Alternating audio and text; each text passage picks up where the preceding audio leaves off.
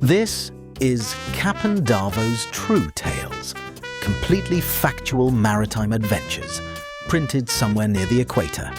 Episode 6, The Salty Crocodile. There are certain establishments in Singapore that operate on the assumption that the natural world has read the membership agreement and agreed to its terms. 115 Marina is one of them.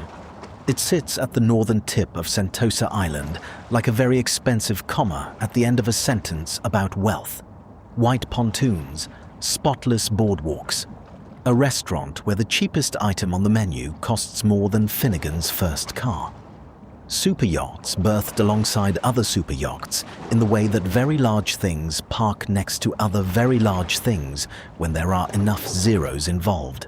A members' lounge, a yacht club, a chandlery, a spa that a marina probably doesn't need but definitely has. It is, by every measurable standard, a very nice place. The crocodile had not read the membership agreement. The crocodile arrived on a Tuesday, not dramatically, not at night with ominous intent. It arrived at approximately 7:45 in the morning, in full daylight, at the unhurried pace of something that has been on this planet for 200 million years and has therefore made peace with punctuality. It found berth D14. It assessed it. It approved. It settled onto the floating pontoon with the calm authority of an animal that has never once in its evolutionary history been told it couldn't be somewhere. It was roughly 2.5 meters long, which is not enormous for a saltwater crocodile. But a 2.5 meter crocodile on a marina pontoon is not evaluated on the same scale as other things that are 2.5 meters long. It is evaluated on a scale that starts at extremely present and ends at this is its pontoon now. It lay in the morning sun, still, patient, eyes half open in the way of something that is never fully asleep and never fully surprised. The first person to see it was the Harbourmaster. He stood at the top of the D pontoon gangway with a mug of tea that went cold while he was looking at it. He looked at the crocodile for a long time, in the way of a man running a calculation he's run before, just never with this specific variable. Then he walked to the marina manager's office. Craig was in his morning briefing. He was managing, simultaneously, a double booking on the premium berths involving 2 super yacht owners who had each been personally promised the best berth in the marina by different staff members on different days. A formal written complaint about sparkling water, specifically the absence of a particular Slovenian brand that one member had been drinking every morning for 6 years and which had experienced a 2-week supply delay.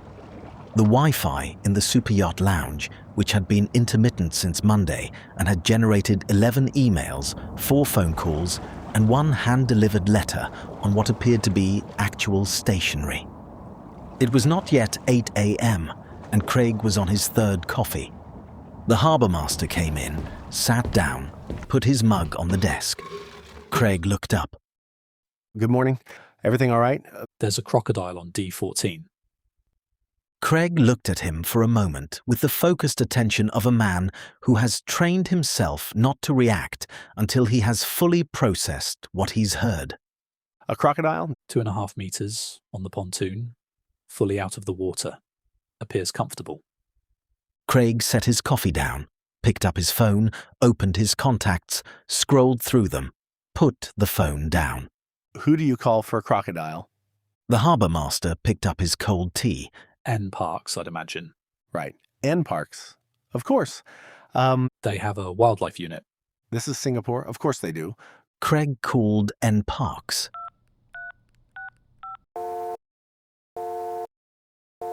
Thank you for calling M Parks. Please hold while we connect you to our wildlife officer. The hold music was surprisingly pleasant, which he noted distantly in the way a man notes things that are incongruous with the situation he is currently managing. A member walked past the office window, knocked on the glass, and pointed at his watch. Craig smiled at him and held up one finger. The member did not look satisfied. The member never looked satisfied. This was a known and stable fact about the member. N. Parks answered. Good morning. Is there a threatening wild animal endangering your life or the one of others? Yes. Good morning. I'm calling from 115 Marina on Sentosa. We have a saltwater crocodile on one of our pontoons, berth D14, approximately 2.5 meters. Has the so-called crocodile interacted with Singaporeans or other people? No, it hasn't done anything. It's just there. Okay, please hold. The Harbourmaster had returned to the window. It still hasn't moved. Craig, still on hold. Which berths does it block? 6, including D1. Whose boat's on D1? The Harbourmaster consulted his clipboard. Bloody hell, it is Vanderberg's berth. Craig closed his eyes, just briefly, then opened them and waited for N. Parks to come back on the line. Of course it is. Captain Davo and Finnigan arrived at 115 Marina at 8:47 a.m. They had not been called. They were not responding to anything. They arrived because they had hull maintenance planned on the Nordic 26 and a day run to Lazarus Island after, and they came down the main pontoon the way they always came down the main pontoon. Finnigan on the bow with the line, barefoot as a matter of personal conviction, Davo moving at exactly the right pace for every situation, which was always just slightly slower than urgency and faster than indifference. They were halfway to C12 when Finnigan stopped. Davo, Yes. there is a significant number of people standing at the top of the pontoon looking at something. Davo looked. He counted 14 people. Marina staff, members, a woman holding a small dog, and the dog itself, which appeared to be the most composed individual in the group. So he walked toward it. Because Captain Davo has never once in his life walked away from a crowd staring at something on a pontoon. It goes against everything he is. They reached the gangway gate and looked down. The crocodile looked back, or didn't look back specifically, but was facing their general direction, which at 2.5 meters was close enough. Davo studied it for a long time. Again with her? You did this with the squid? It's a saltwater croc. Healthy one. See the colouring? That's not a stressed animal. That animal is on holiday. It is on a pontoon, Davo, in a marina, in Singapore. Where else would you go on holiday if you were a crocodile? Nice flat warm surface, good sun angle, nobody bothering you. Honestly, it's a great spot. Someone cleared their throat behind them. Craig was standing there with the expression of a man who is very committed to the word managing. Good morning. I'm Craig, Marina Manager. Are you gentlemen members? Davo. Berth C, 12. David. Craig's expression shifted 1 degree in the direction of warmth. Mr. David. Of course, good morning. I do apologize for the disruption. No need to apologise for the croc, mate. It's not yours. Craig processed this briefly. No, that's technically accurate. Has it eaten this morning? I beg your pardon? A well-fed saltwater croc is a patient saltwater croc. A hungry one starts doing maths about everything else on the pontoon. Craig looked at the Harbourmaster, who had appeared at his shoulder. The Harbourmaster looked at the crocodile. I haven't assessed its breakfast situation. You know from the tail movement, she's not hunting, she's resting. She, Juvenile female, pushed out of the Sentosa mangroves by a larger male. She's not lost, she's just in the wrong place. Craig considered this. How can you tell it's female? Davo looked at him steadily. Craig nodded. Fair enough. And then Davo walked past both of them and down the pontoon, because information is only useful to the point where the situation still needs assessing, and Davo had finished assessing it. Craig opened his mouth to suggest that this was inadvisable. The suggestion arrived approximately 2 seconds after Davo was already inadvisably down the pontoon, which made it retrospectively useless. Finnigan, without looking up. he does this? You get used to it, sort of. Does what exactly? Walks toward the thing everyone else is backing away from. He did it with a hammerhead in Vanuatu. He did it with a cassowary in far north Queensland, which in my personal assessment was considerably more dangerous. Craig watched Darvo approach the crocodile. Is he going to be all right? Finnigan thought about it honestly. Probably. Darvo stopped 4 meters from the crocodile and crouched down, hands on knees, getting level with it the way you get level with something when you want it to understand you're not a threat and not a meal. He'd done this before, not always with crocodiles, but the principle transferred. The crocodile opened one eye. They regarded each other across 4 meters of warm fiberglass pontoon in the early Singapore morning. The communication between a New Zealand sea captain and a prehistoric apex predator, conducted without words and apparently without anxiety on either side. Morning. The crocodile said nothing, but it didn't move, which in crocodile terms is a form of answer. It means, I have seen you, assessed you, and decided you are not today's problem. Check back in 20 minutes. Darvo stood up and walked back. He found the Harbourmaster and addressed him directly, the way he always found and addressed the most operationally useful person in any gathering. You the Harbourmaster? Yes. She'll move when the tide turns if nobody stresses her. She's not looking for trouble. She just needs the right suggestion at the right angle. The Harbourmaster, who had been thinking the same thing since 8 a.m. and was glad to hear it confirmed. That's what I thought. Who else is dealing with it? Craig appeared at their shoulder. NParks are on their way. 45 minutes. There's a monitor lizard situation at Kent Ridge Park. A monitor lizard. And a food delivery cyclist. It's apparently complicated. The Harbourmaster looked at his clipboard, then at the broom in the equipment locker 20 feet away. I've got a broom. Darvo looked at him. The Harbourmaster looked back. Something passed between them in that look. The specific frequency at which men who have spent serious time on or near water communicate without using more words than necessary.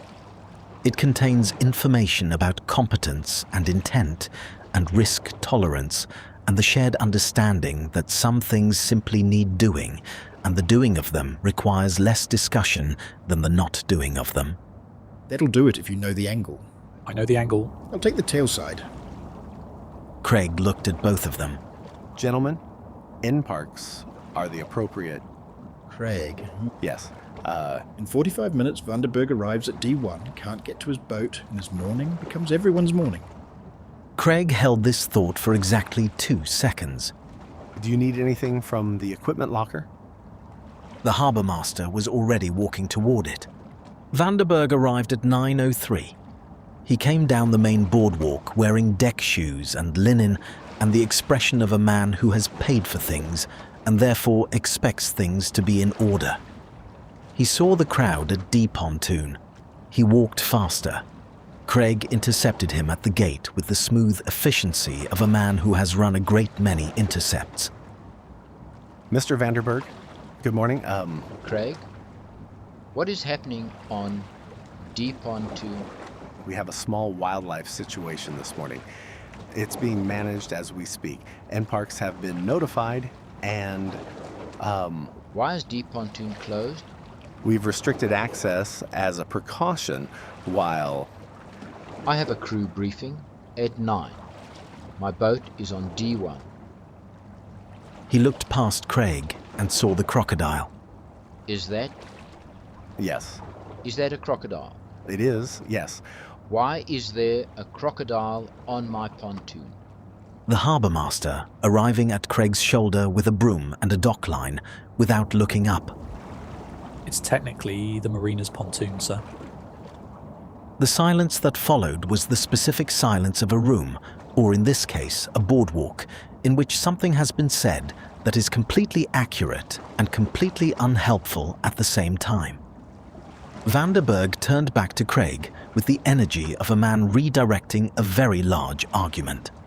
I am paying premium berth rates for this facility, Craig. Premium. You are Mr. Vanderberg, and we value that enormously.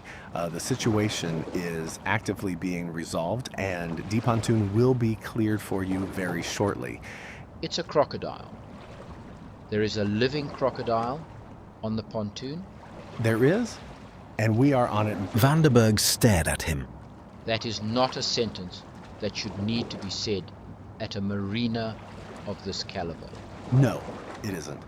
And yet here we are, and we are handling it. Can I get you a coffee while you wait? Vanderberg looked at him for a long moment, the look of a man who brought a very large argument to a conversation and found that the conversation had already moved somewhere else entirely. Fine. Yes. Coffee. Wonderful. Milk? Patricia arrived at 9:07 with Biscuit, who was a spaniel of tremendous conviction and unreliable threat assessment. Patricia was the kind of member who treated her direct line to Jeremy on the committee the way other people treat emergency services. She took one look down D pontoon, went immediately for her phone, and at the precise moment she loosened her grip to dial, Biscuit made her assessment of the situation and bolted. She got 4 meters before Craig caught her, scooped her up, and stood there holding a barking spaniel against his pressed white shirt with the composure of a man who has decided that this is simply what the morning is now. Biscuit, that's enough. Something in his voice found the register. Biscuit stopped, looked at him, reconsidered her position. Down the pontoon, the crocodile had turned its head toward the noise, and the Harbourmaster used the half-second of distraction exactly as intended. He moved to the right flank, applied the broom with the deliberate, considered pressure of someone executing a calculation they've already completed, and the crocodile made its decision. The body went first. The powerful lateral swing that means departure rather than aggression. Then the tail, which came down on the fiberglass with a sound that carried the full weight of the animal's displeasure. Then the whole animal crossed the pontoon in 3 seconds and hit the water with a displacement that soaked the Harbourmaster from the knee down.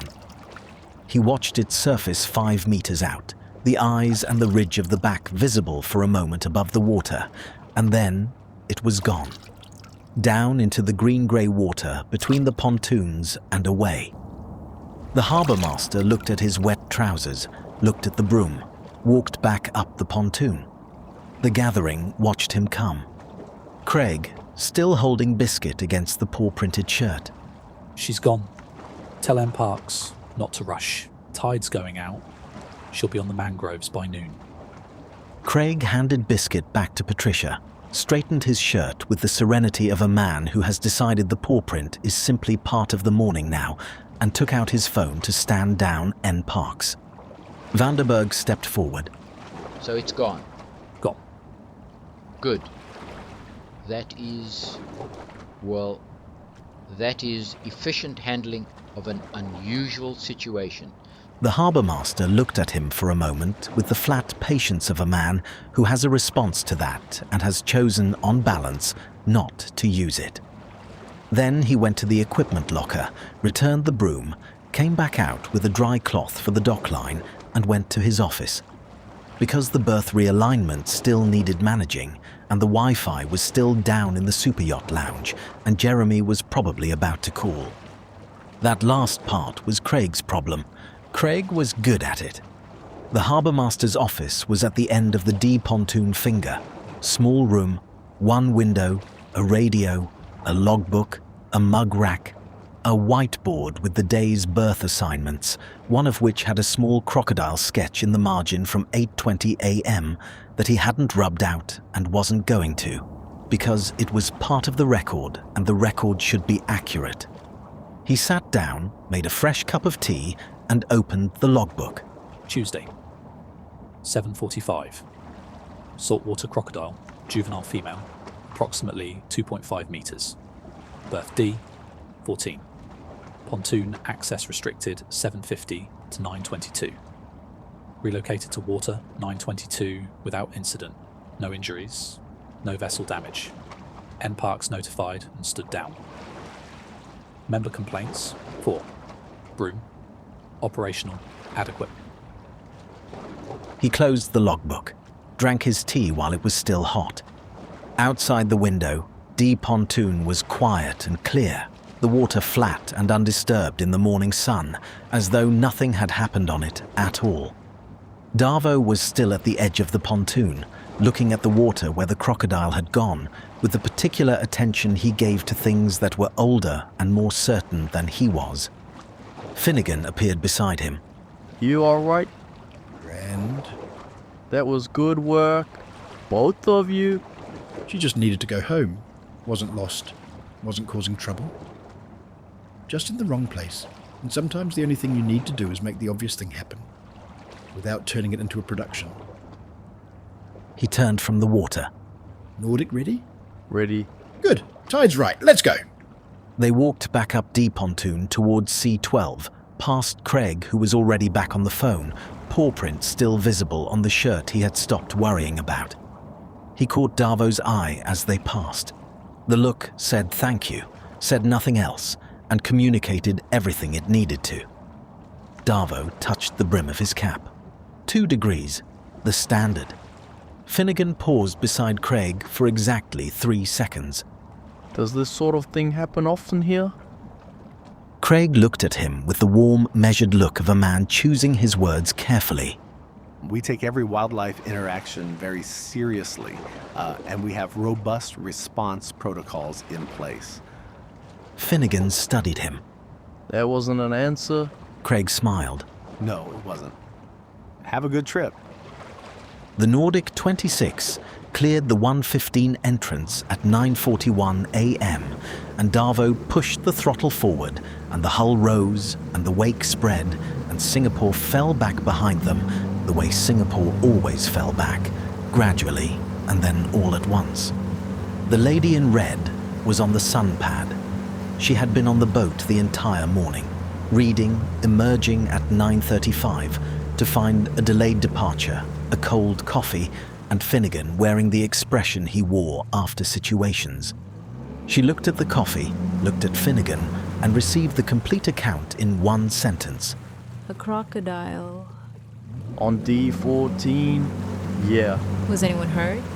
No, Did Darvo handle it? him and the Harbourmaster.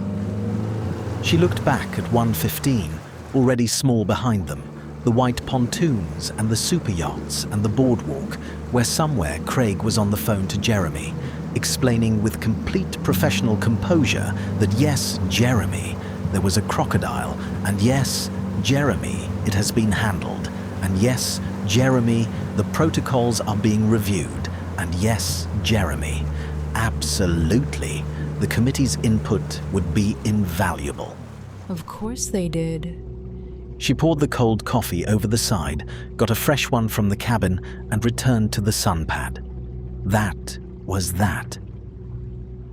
Finnigan sat on the bow with his feet over the water, barefoot, watching the wake close behind them like it had never been there.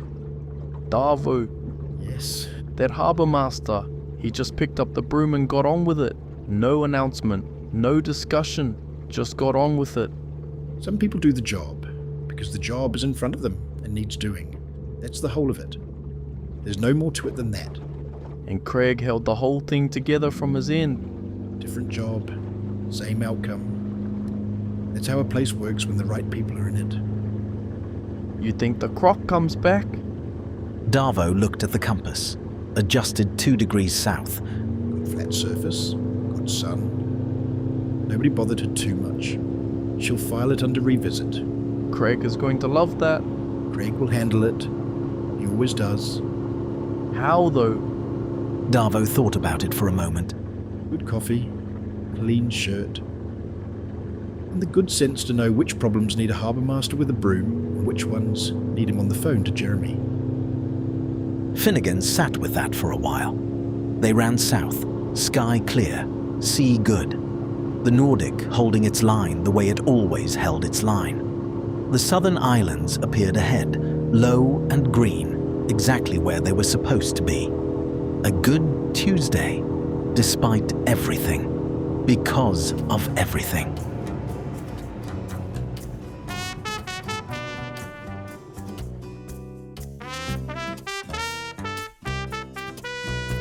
Captain Davo's true tales will return. Next episode, the Tioman Monkey Mutiny. Pulau Tioman, 2 days out. The Nordic at anchor in the bay, jungle rising straight out of the water on 3 sides, the kind of place that looks like paradise right up until paradise decides to board your vessel. Davo, how many do you count? Don't count them. Counting them makes it worse. I'm counting 17. There are 17 monkeys on this boat. 18. There's one in the cabin. There's one in the cabin. There are several in the cabin, Finnigan, counting the one that went in first. Davo, they have the chili bin. I can see that. They have the chili bin. They have your... A pause, long enough to be meaningful, long enough for a man to understand what has been lost and to begin the process of deciding what it means. My Steinlager. They have all 6. The big one has 2. I don't know how it's holding 2. Physically, I don't know how that's possible, but it is doing it and it is leaving. That's my Steinlager Pure. Finnigan, it's not a general beer. It's a New Zealand institution. That monkey is committing an international incident. What do we do? Davo looked at the monkey. The monkey looked at Davo. The monkey had the expression of an animal that has done this before, that knows exactly what it has, and that has correctly assessed that the large primate at the helm is not going to do anything that ends well for the beer. We negotiate. We negotiate with a monkey. Everything negotiates, Finnigan. The question is the currency. The monkey opened one of the Steinlagers. Davo, it just opened it with its teeth. Davo watched it take a long pull from the can, watched it look at him, watched it take another pull. Okay, we don't negotiate. Then what? We mourn, and then we get more beer and Mersing on the way back. And we never speak of this to anyone. I'm gonna speak of this to everyone. I know you are, Finnigan. That's why I said it. Captain Davo's true tales, completely factual maritime adventures, printed somewhere near the equator.